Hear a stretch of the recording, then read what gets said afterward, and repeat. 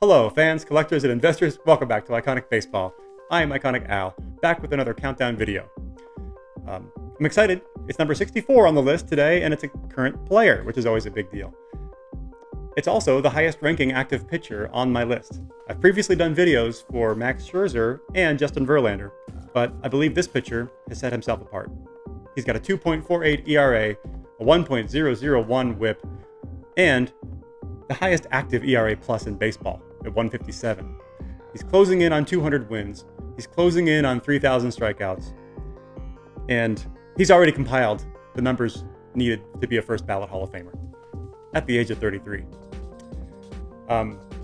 He is clearly the dominant pitcher of this era. And when we look back at the period of time between 2010 and 2020, we will say that Mike Trout was the most dominant hitter and position player in that period. When we look back at that period from 2010 to 2020, we will say the most dominant pitcher was undoubtedly Clayton Kershaw. Take me out to the ball game. Take me out with the crowd. Buy me some peanuts and cracker jack. I don't care if I never get back. Let me root for the home team. If they don't win, it's a shame. For it's 1, 2, 3 strikes, you're out at the old ball game. Clayton Kershaw, the greatest pitcher of the current era. A 3-time Cy Young Award winner. He also has an MVP and a Gold Glove. At the age of 34, he's already amassed 75.9 WAR. And it's unclear how much more he has left. However, as it stands right now, he has the numbers needed to be a slam dunk first ballot Hall of Famer. He has a few milestones left that I'd love to see him achieve personally. He's at 197 wins. So, and his career record is just insane. 197 and 87. And that's largely due to him playing for some really good Dodgers teams over the years. But his winning percentage is really good. His career ERA of 2.48 is just crazy. What might be even crazier is his WHIP of 1.001. And what might be even crazier is his ERA plus of 157, which is the greatest of the current active players. Even Jacob deGrom. He has 2,807 strikeouts.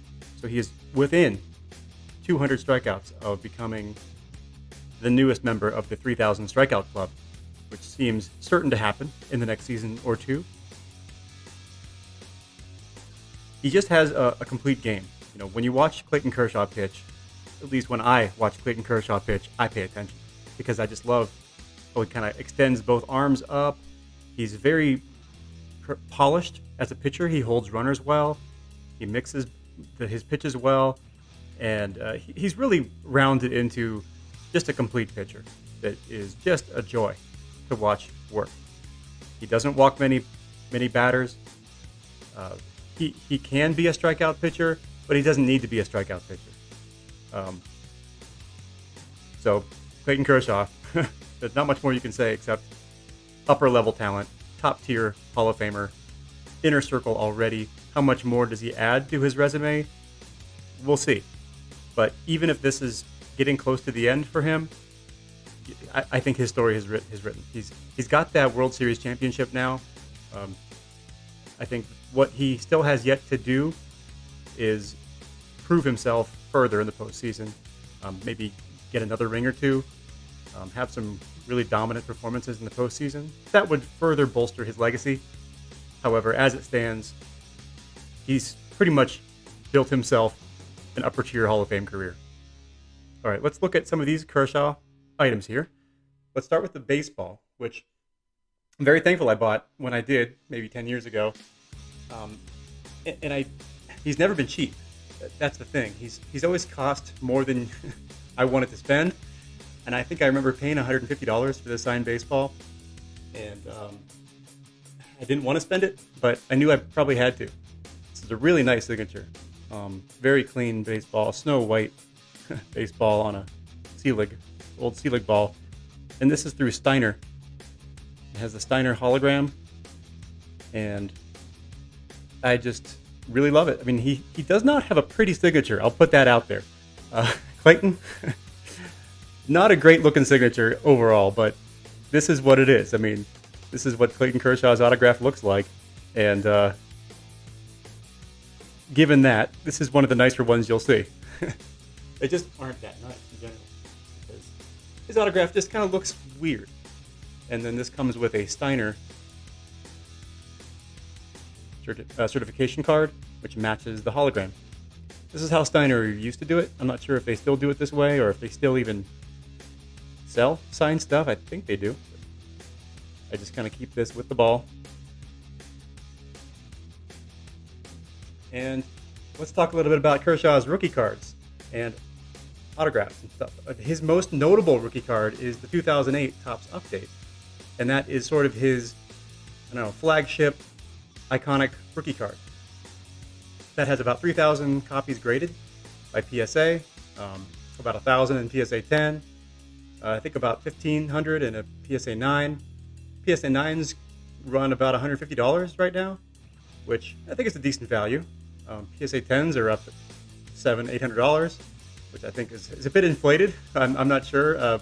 I'm sure they'll hold up just fine in the long run, but that was sort of out of my budget, always has been. So I offer an alternative.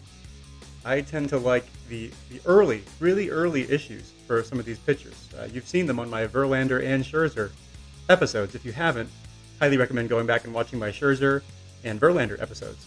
But I did a similar thing with my Kershaw. Kershaw's rookie card is in 2008, and that's kind of when he broke into the league. Now this card is from 2005.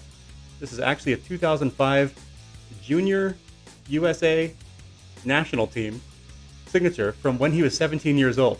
This came out, like I said, 2005. This is 3 years pre-rookie. This is really early Kershaw. And I think this is quite a bit cooler. Personally, it's numbered out of $4.99